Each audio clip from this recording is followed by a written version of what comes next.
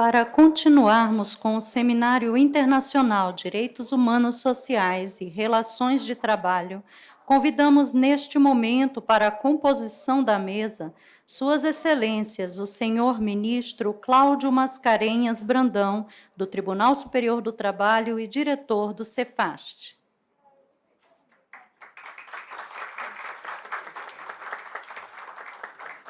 A senhora ministra Adelaide Alves Miranda Arantes, do Tribunal Superior do Trabalho, conselheira da ENAMAT.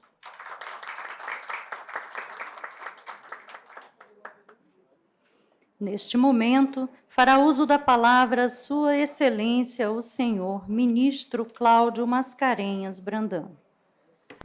Senhoras e senhores, bom dia. Cumprimentos aos colegas aqui presentes, ministro Augusto César, ministro Alexandre Agra, senhoras e senhores desembargadores, servidores do tribunal. É um prazer estar aqui a participar deste evento, após termos todos sido brindados com a conferência da professora Tereza.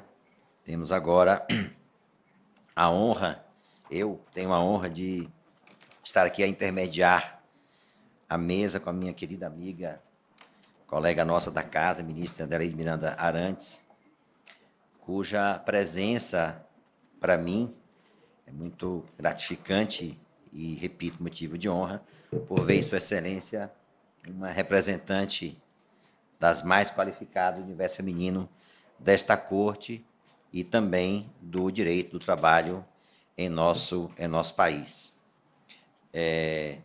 Cumpre-me, portanto, agradecer à ENAMAT a honra e a deferência a mim, pessoal, de ter sido escolhido designado até para presidir essa etapa do evento.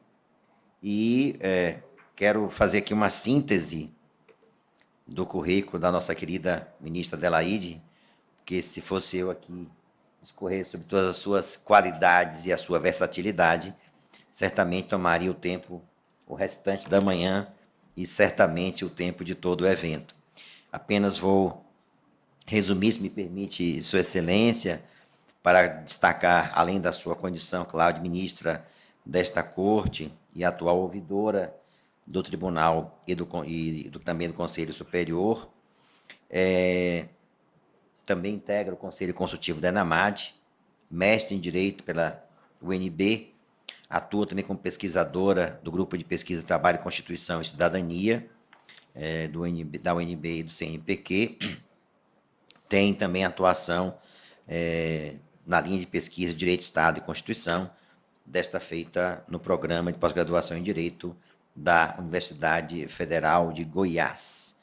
Portanto, ministra Adelaide, para mim é uma honra tê-la aqui nesta manhã e, sem maiores delongas, passo a Vossa Excelência a palavra. Obrigada, ministro Cláudio. Os amigos são sempre condescendentes. Eu quero cumprimentar a Vossa Excelência, agradecer a honra de ter a mesa mediada por Vossa Excelência.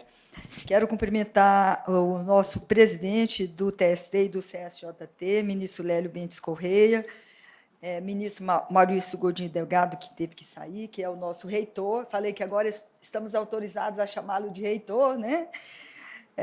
Quero cumprimentar o deputado constituinte Aldo Arantes, o meu companheiro, os ministros presentes, aqui o ministro Alexandre Agra, o ministro Augusto César, nosso vice-diretor da escola, os desembargadores convocados, que estão aqui presentes também, professora Tereza Moreira, que nos brindou com uma magnífica conferência magna de abertura desse evento.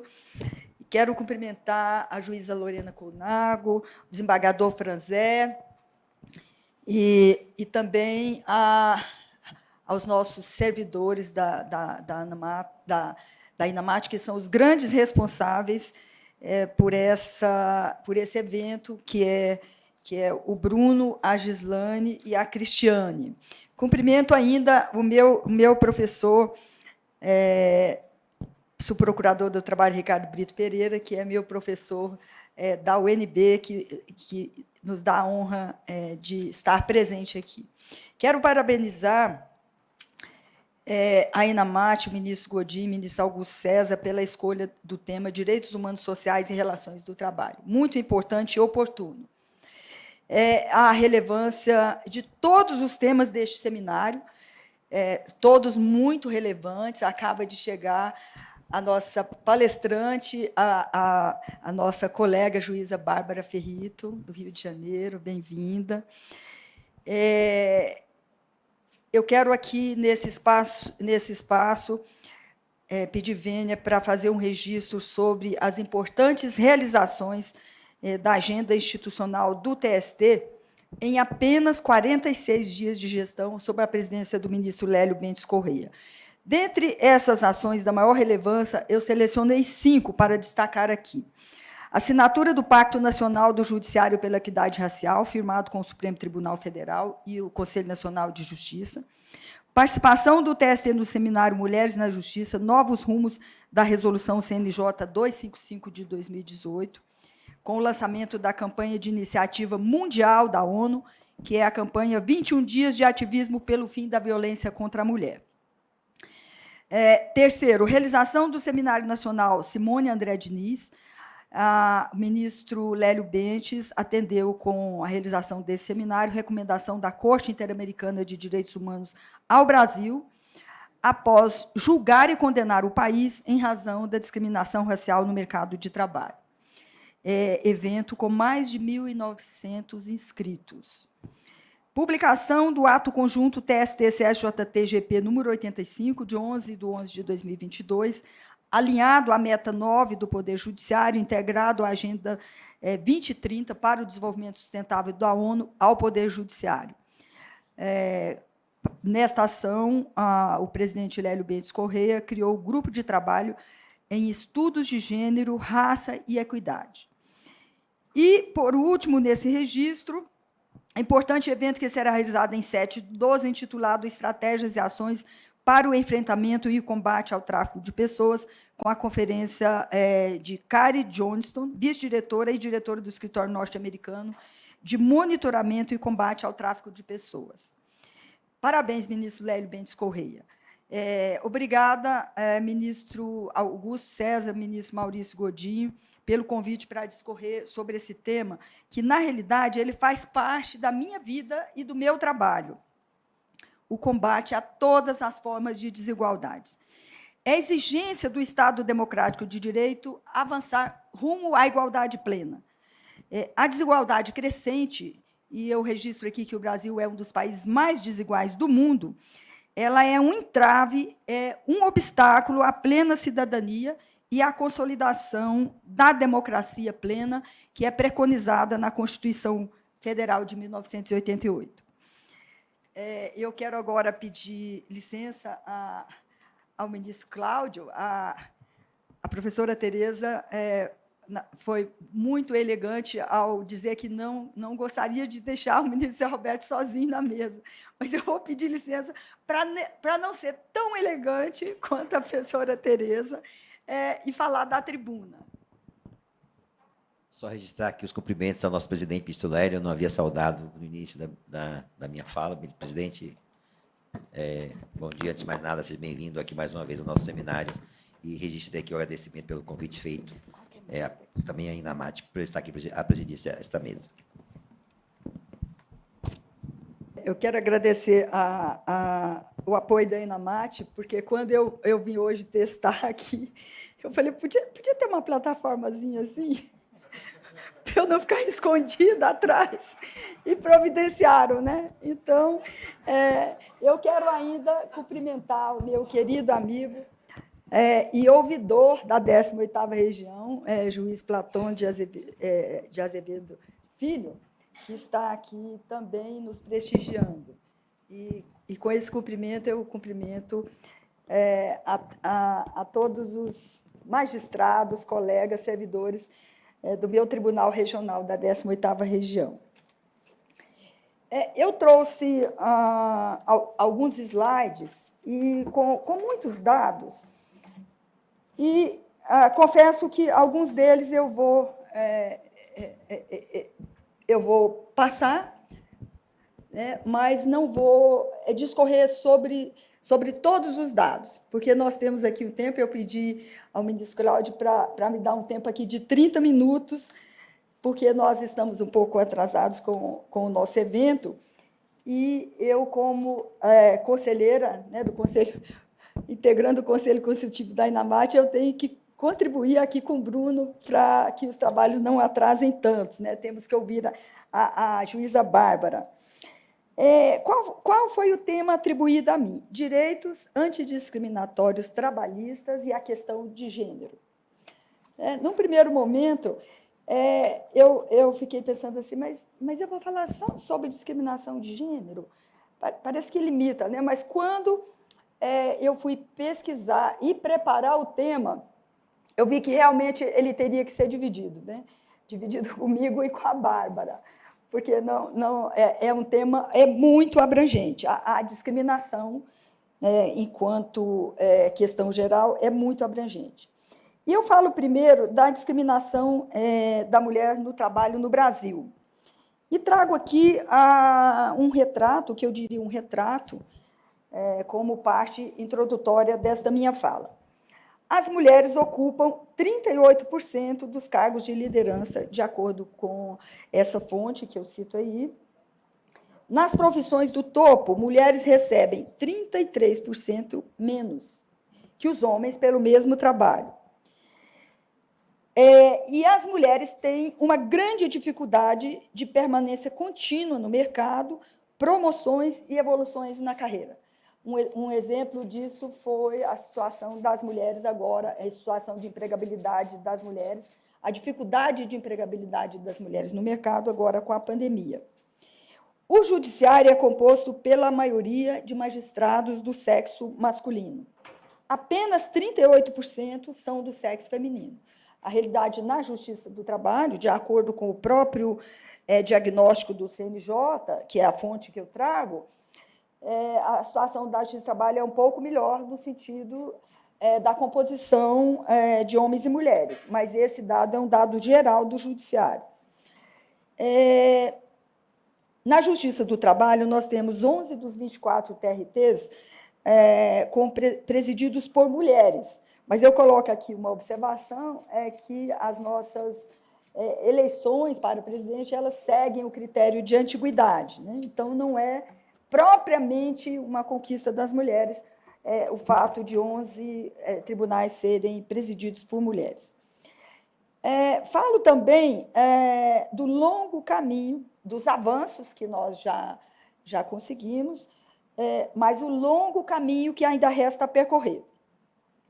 E aí eu inicio aqui esse ponto pela resolução as resoluções 254 e 255 do CNJ, que elas foram aprovadas na gestão da ministra Carmen Lúcia, no Supremo Tribunal Federal e no CNJ. Falo também do protocolo para julgamento com perspectiva de gênero, do CNJ, depois vou abordar um pouco mais sobre isso.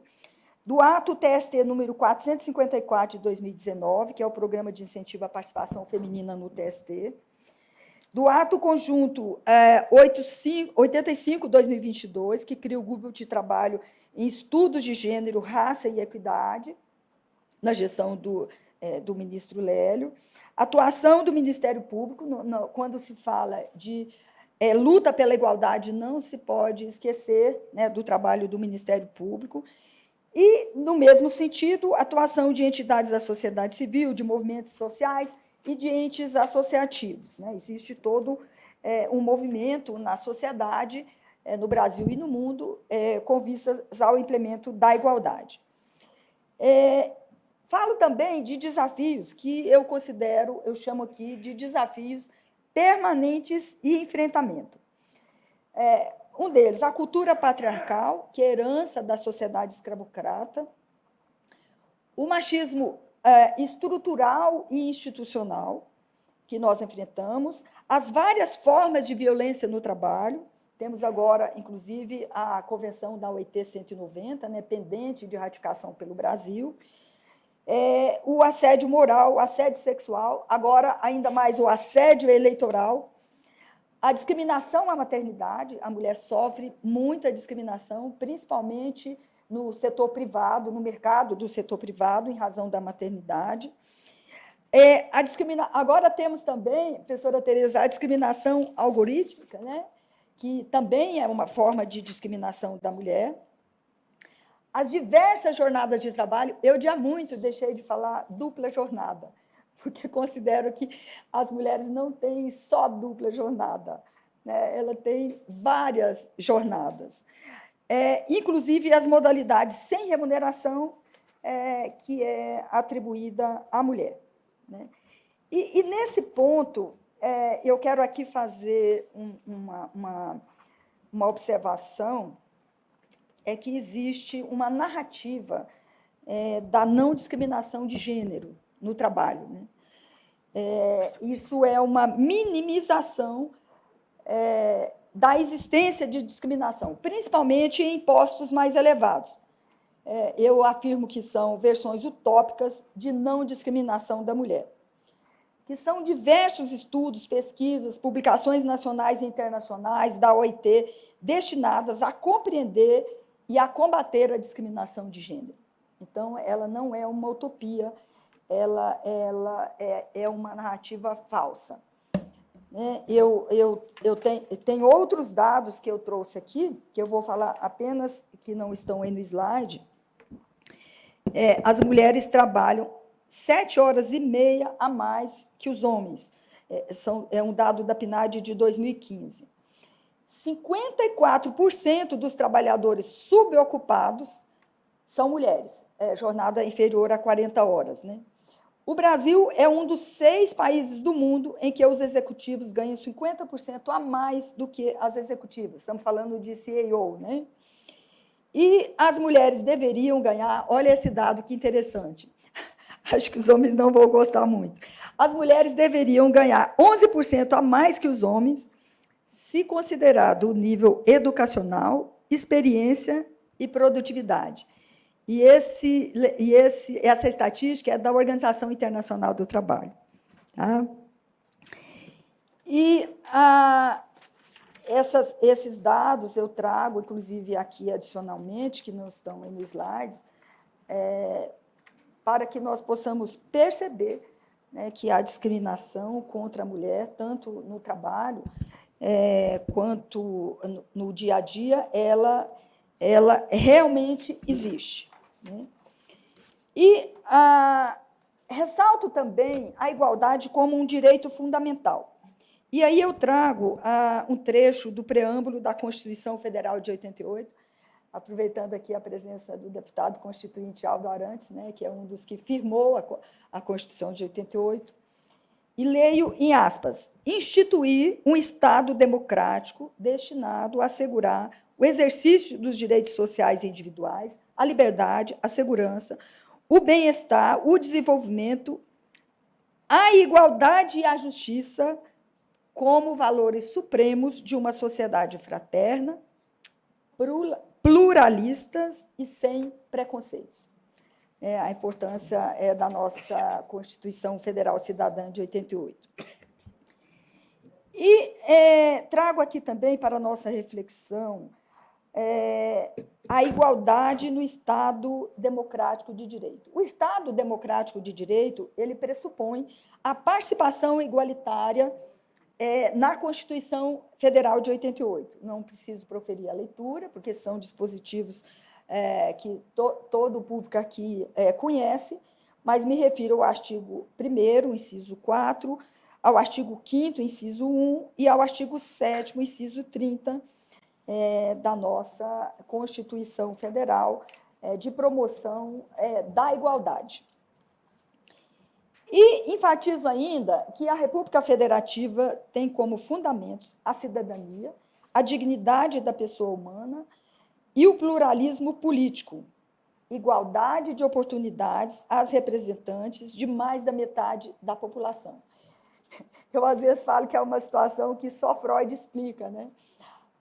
O Brasil tem a maioria do eleitorado brasileiro é composto de mulheres, né, e nós temos uma subrepresentação no parlamento brasileiro. E temos, como uma de nossas conquistas, né, uma única mulher foi presidente da República, que é a presidenta Dilma Rousseff, e que, como a história tem revelado, foi vítima de preconceito de gênero no exercício do mandato de presidente da República, para o qual ela foi democraticamente eleita. E eu faço aqui uma evolução normativa, tanto nacional quanto internacional. Aqui não tem uma sequência. O ministro Cláudio, eu não sou tão criteriosa quanto o ministro Cláudio Brandão. Ele teria feito uma evolução normativa nacional em ordem, né, de aprovação e de promulgação, e uma internacional. Eu, como não sou tão criteriosa quanto o ministro Cláudio, eu fiz aqui, em 1932, as mulheres conquistam os direitos políticos. Em 1933, o direito ao voto é tão recente que a minha mãe, que hoje tem 89 anos de idade, ela nasceu em 1933. E só a partir do nascimento da minha mamãe, Maria Diogo Alves, que mora em Pontalina, é que as mulheres passaram a ter direito a voto. É muito recente. A CLT de 43, em 1951, a Convenção da OIT, a Convenção número 100, de igualdade de remuneração entre homens e mulheres. Eu digo que a ratificação da Convenção número 100, ela se deu antes do meu nascimento, que já completei 70 anos, e até hoje não conseguimos, né, na prática, essa igualdade de remuneração. Mas a luta continua e outros avanços serão conquistados. Em 1995, foi aprovada a Lei 9.029, de 95, com a redação da Lei 13.146, de 6/7 de 2015, que proíbe a adoção de práticas discriminatórias e limitativa para efeito de acesso ao trabalho, uma legislação muito importante. Em 1958, a OIT aprova a Convenção 111, de proibição de discriminação em matéria de emprego e ocupação. Em 2006, foi aprovada a Lei Maria da Penha, né, muito importante, no combate à violência doméstica e feminicídio, que tem aumentado muito após a pandemia. Tivemos a primeira mulher presidente do Brasil, que assumiu em 2011, tema sobre o qual já falei. 2015, a aprovação da Lei do Feminicídio. Antes disso, aqui, em 1999, foi aprovada uma lei muito importante, que é a Lei de Proteção contra a Discriminação, que deu origem ao artigo 373-A da CLT, né, que não se pode falar de lei, não está aí no slide, mas eu acrescento, porque não se pode falar de leis antidiscriminatórias sem falar sobre essas duas leis, que é a 9.029 e a 9.799 de 1999, que deu origem ao artigo 343-A da CLT. Ainda sobre a evolução normativa, eu vou precisar falar que não teve só construção, teve desconstrução também. Então, a Lei da Reforma Trabalhista, sobre a qual eu falo desde quando faziam os debates, os debates que resultaram na sua aprovação, é uma lei que trouxe flexibilização precarizante das normas de proteção, contratos de trabalhos precários, enfraquecimento das entidades sindicais, do papel da Justiça do Trabalho e da proteção nuclear do direito do trabalho. Em 2018, a Resolução 255 do CNJ, que institui a Política Nacional de Incentivo à Participação Institucional Feminina no Poder Judiciário, de grande relevância. Em 2019, o ato 454 do presidente Brito Pereira, que é a criação do incentivo à participação feminina no TST. Em 2021, foi criado o protocolo para julgamento com perspectiva de gênero do CNJ, foi um grupo de trabalho instituído pela portaria CNJ número 27, e depois foi expedida a recomendação número 128 do CNJ, de 15 de 2 de 2022, que recomenda ao Poder Judiciário adoção do protocolo para julgamento com perspectiva de gênero. Essa recomendação ela é muito importante. Nós, no Judiciário, falo como integrante do Judiciário Trabalhista, nós não temos ainda essa prática, né, do julgamento na perspectiva de gênero, mas é muito importante que seja observada a recomendação número 128 nas nossas análises, nas nossas interpretações e nos julgamentos. É uma recomendação que veio numa hora muito apropriada e que deve ser observada com o olhar de combate à discriminação pelo Judiciário Trabalhista brasileiro. Temos a Constituição, temos a igualdade em normas nacionais e internacionais, e aqui eu falo rapidamente, a Constituição Federal de 88, o Código Civil de 2002, as normas internacionais, a Declaração Universal de Direitos Humanos, a Convenção das Nações Unidas, pactos internacionais das Nações Unidas sobre direitos civis e políticos, sobre direitos econômicos e sociais e culturais, dentre outras. E a OIT ela tem 12 convenções específicas sobre de combate à discriminação. E eu acrescentei aqui a Convenção 189 e a Convenção 190. E a minha assessora, que me ajudava ali na formalização do roteiro, ela... Mas a 189 e a 190 é destinada ao combate à discriminação de gênero. Eu falei, por algumas questões, dentre elas, a 189, que é a igualdade do trabalho doméstico, no Brasil e no mundo, os dados estatísticos são muito parecidos. O mundo tem mais de 50 milhões de trabalhadores domésticos, o Brasil tem mais de 6 milhões, 90% são mulheres. E mais de 60% dessas são mulheres negras. E a 190, do combate à violência e ao assédio no trabalho, aprovada pela OIT em 2019, da mesma forma, né, a violência no trabalho, o assédio atinge um número muito superior de mulheres do que homens. Nós temos estatísticas nesse sentido. E eu trago também os três dos fundamentos da proteção. O primeiro deles é prevenir a discriminação. O segundo é a proteção de ordem fisiológica, da condição física da mulher. E a proteção à maternidade, inclusive à mãe adotiva. E aí trago um elenco de dispositivos sobre os quais não tem necessidade de falar, em razão do nosso público, né, que já lida com todos esses dispositivos. E na proteção à mulher contra a discriminação, eu trago aqui, no próximo slide,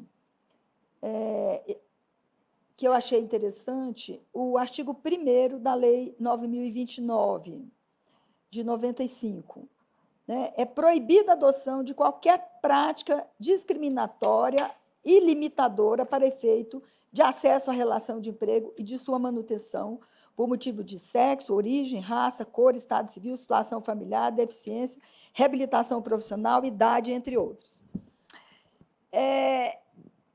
1995, e depois uma lei de 2015.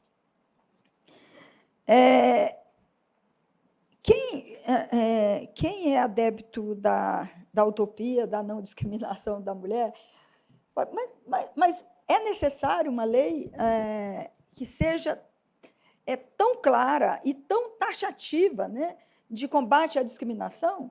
Eu acho que eu posso invocar aqui o testemunho do doutor Platão Filho. Eu comecei a advogar praticamente na mesma época em que ele foi aprovado no concurso da magistratura e foi para Goiás. A gente sempre lidou com situações de discriminação. Isso era percebido na advocacia, na magistratura, na sociedade, em casa, né? Em todos os sentidos. E, no trabalho, a situação estava ficando insustentável. Entro agora numa questão que é a questão do neoliberalismo e esvaziamento do Estado democrático de direito. Essa é uma afirmação que eu extraio de uma obra de Maurício Godinho Delgado e Gabriela Neves Delgado, uma obra bem recente, publicada em 2022, intitulada O que nasce com a pandemia. E Maurício Godinho e Gabriela afirmam: o Brasil vivenciou, nos últimos anos, o esvaziamento do Estado democrático de direito constitucionalizado e das diretrizes do constitucionalismo humanista e social, seja por iniciativas normativas, seja por interpretações jurídicas, ambas na linha fortemente precarizante. Interpretações jurídicas sobra para a gente, né? Todo esse conjunto exacerbou a dominância interna degradante do neoliberalismo, já muito influente no mundo ocidental, especialmente na América Latina. É uma formulação com a qual eu estou de pleno acordo e compartilhando com vocês para a nossa reflexão. E não poderia deixar de abordar também sobre a igualdade de gênero como objetivo da Organização das Nações Unidas.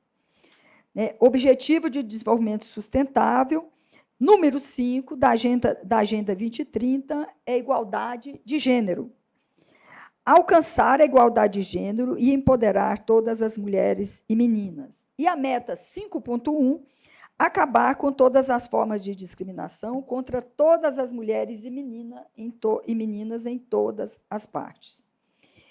E o compromisso do Brasil com a Agenda 2030 da ONU, né? Por mais que faltem políticas públicas, por mais que haja descaso com a discriminação das mulheres, com o aumento da violência doméstica, do feminicídio, mas o Brasil se comprometeu a eliminar todas as formas de discriminação de gênero nas suas intersecções com raça, etnia, idade, deficiência, orientação sexual, identidade de gênero, territorialidade, cultura, religião e nacionalidade, em especial para as meninas e mulheres do campo, da floresta, das águas e das periferias urbanas.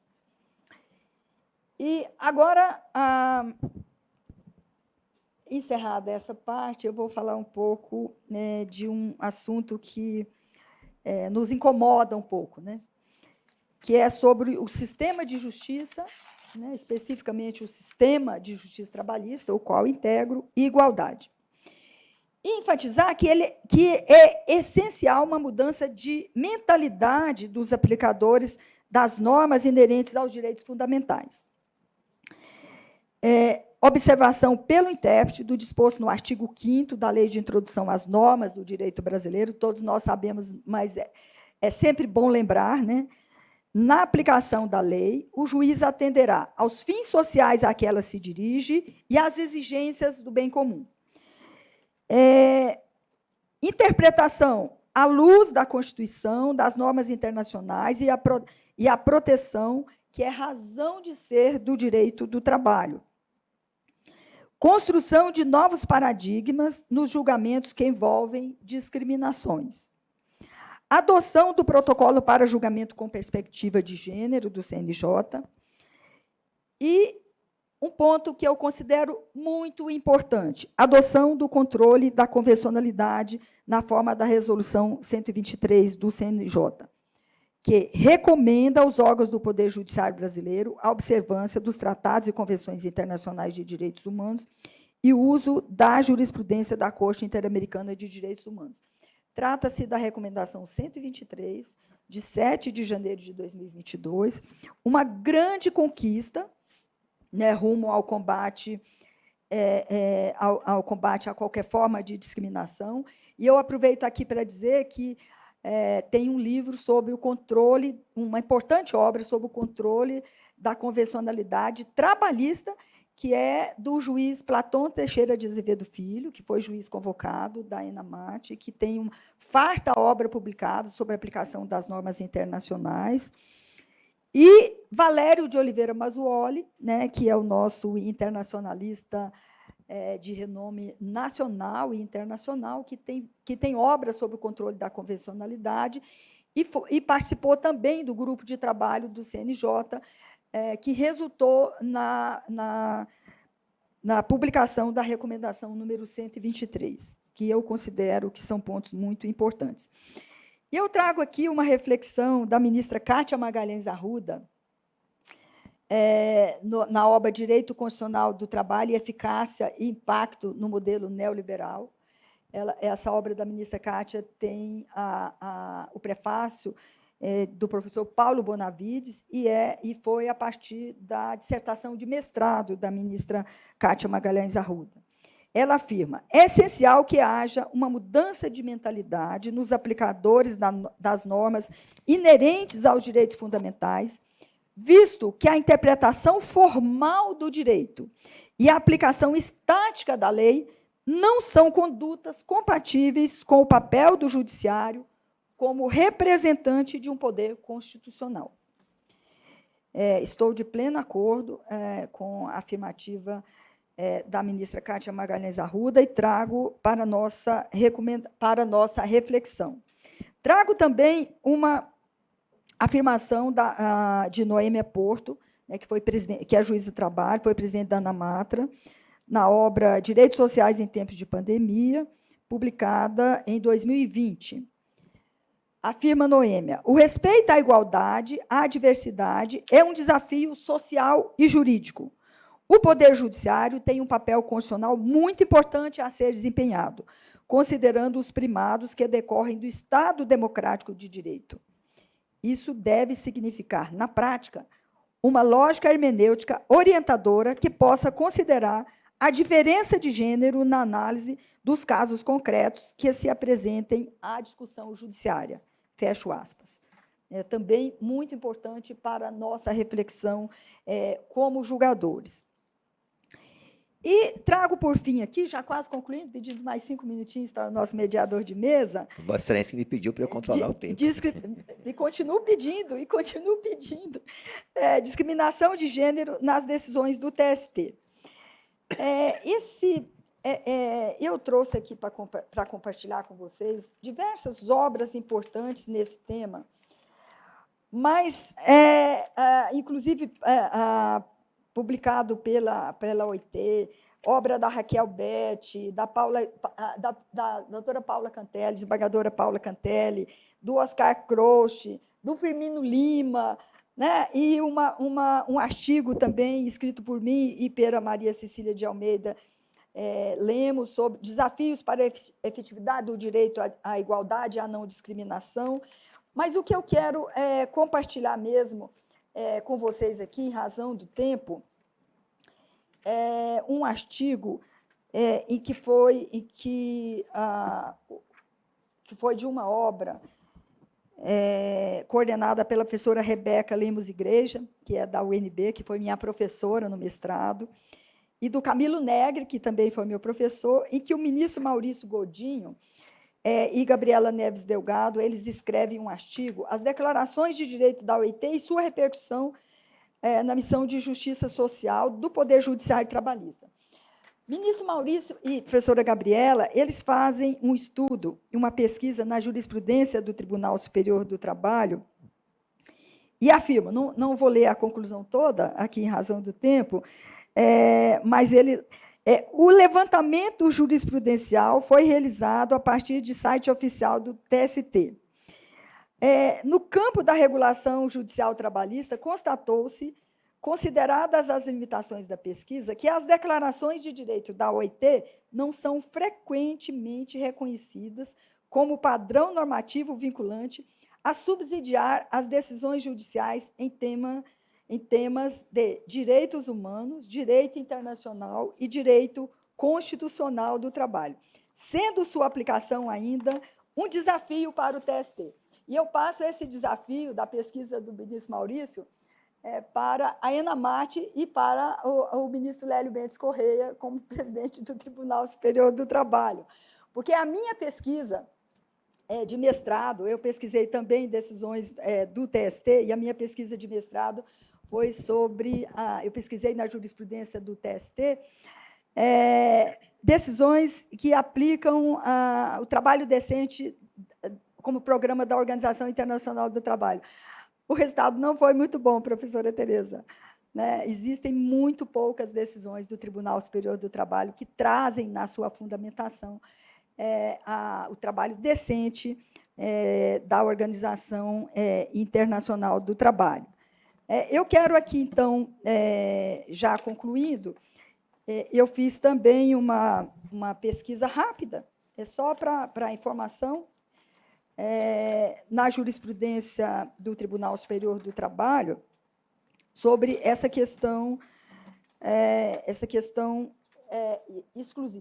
exclusivamente sobre discriminação de gênero.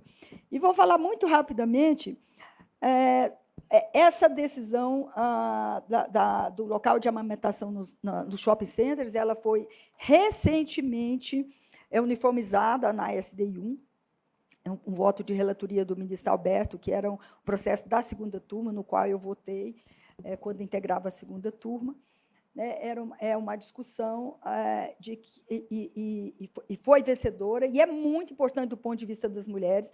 Não sei se os senhores e as senhoras sabem, eu pesquisei, porque na 8ª turma eu fiquei vencida nesse tema, antes de uniformizar, e fiz um voto vencido e uma enorme pesquisa. Existem mais de 1 milhão de mulheres no Brasil que trabalham em shopping centers. E os shopping centers todos sabem, né? Todos nós sabemos. O locador do espaço ele não pode acrescentar um tijolo naquele espaço. Aquele espaço precisa ser oferecido para os locatários que tenham a obrigação de cumprir a legislação de oferecer creche para amamentação. Então, essa foi uma grande vitória. E por último, assim, muito rapidamente,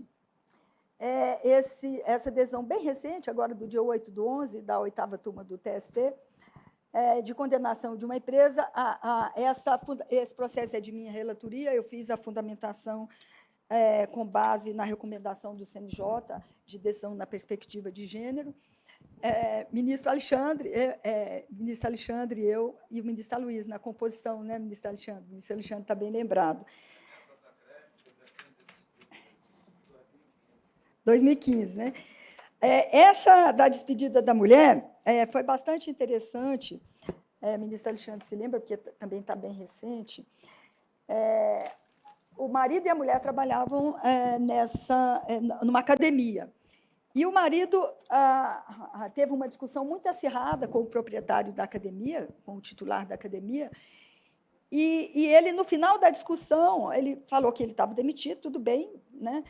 E falou, e fala para a sua mulher que ela também não precisa vir mais trabalhar, não, que eu não quero saber dessa raça aqui na minha empresa.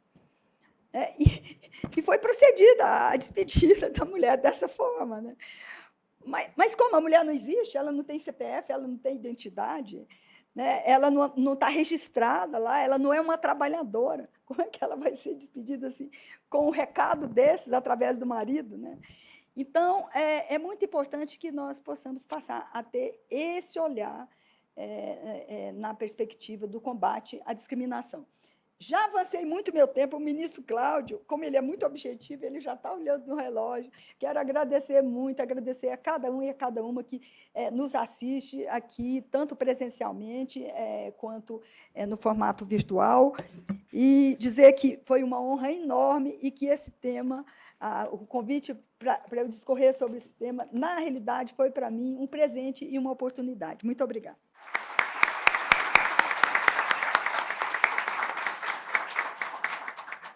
Como já era de se esperar, e já que estamos em tempos de Copa do Mundo, como diria Zagallo, eu já sabia, aliás, todos nós já sabíamos, né, que seria uma conferência rica, não somente de dados, de pesquisa, mas, sobretudo, com a visão própria de quem habita, e habita muito bem, o universo jurídico e também, claro, o universo feminino. Vou me permitir fazer duas, aqui parafraseando o ministro Zé Roberto Freire Pimenta, rápidas observações.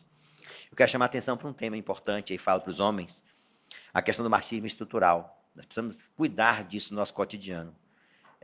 Expressões utilizadas, comportamentos utilizados no cotidiano, às vezes nós não imaginamos que estamos a adotar uma postura machista. E aqui falo do professor Silvio Almeida, quando trata desse tema, no que se refere ao preconceito, ao racismo estrutural, que ele se revela de maneira inconsciente, porque está presente no consciente coletivo. Isso é muito importante, sobretudo quem une a autoridade à questão do sexo, ou seja, a condição de magistrado e a condição de homem. E muitas vezes não é raro, não somente o nosso cotidiano, inclusive neste nosso período de trabalho, nós lidarmos com as mulheres e até as servidoras com esta ideia de superioridade masculina, mas em especial também no nosso dia a dia. Vamos para as nossas casas, para as relações fora do nosso âmbito jurisdicional. E a primeira coisa que nós juízes aprendemos, e às vezes aprendemos a duras penas, que o juiz só é juiz enquanto está na jurisdição, não é juiz no seu dia a dia, ou seja, nas relações interpessoais subjetivamente consideradas. Isso é um ponto importante. E eu quero chamar a atenção para essa ideia aqui do machismo estrutural. E um ponto também que eu quero acrescentar ao que disse a ministra Adelaide é o aspecto da interseccionalidade. Quando nós utilizamos o aspecto do gênero e agregamos a raça e os grupos vulneráveis, a discriminação aumenta mais ainda. Não é à toa que a Convenção da ONU, a Convenção de Nova York, fala que as mulheres e as meninas com deficiência são mais ainda sujeitas à violência. E por último mesmo, quero acrescentar para júbilo nosso, aqui do nosso programa do trabalho, que muitas vezes, como eu até disse ao presidente recentemente, nós apanhamos tanto que quando assim uma decisão nos enche de orgulho, nós temos que celebrar. Não somente essa da creche, que o ministro Alexandre já decidiu desde 2015, a SDI pacificou no belíssimo voto do ministro Alberto Bresciani, dos últimos votos que proferiu aqui na SDI. Agora, no dia 11 de outubro, o Supremo Tribunal Federal, no recurso extraordinário 1.403.904, chancelou a decisão desta Corte com relação ao revezamento especial das mulheres, quinzenal, na escala de trabalho aos domingos, que havia uma discussão ali sobre comerciários e comerciárias, e se entendeu que havia, sim, uma peculiaridade da mulher que devia ser observada, e a SDI, então, assim decidiu, e a ministra Carmen Lúcia, no Supremo Tribunal Federal, validou a decisão deste Tribunal Superior do Trabalho, e, portanto, é uma decisão que reconhece a importância de tratar o tema da mulher com especial atenção, e nesse julgamento, no voto que fiz convergente, já mencionei a resolução do CNJ relativa à perspectiva de gênero, ou seja, nós estamos também no mesmo sentido a adotar estratégias próprias da chamada, se é que se pode chamar, ação afirmativa indireta. Mas, enfim, quero aqui, então, cumprimentar a ministra Adelaide pela sua brilhante palestra, que a todos nos enche de orgulho por sermos nós parceiros e colegas de Sua Excelência e, cumprindo o protocolo, passar às mãos o certificado, que apenas documenta algo que todos nós sabemos, que são as qualidades de Sua Excelência.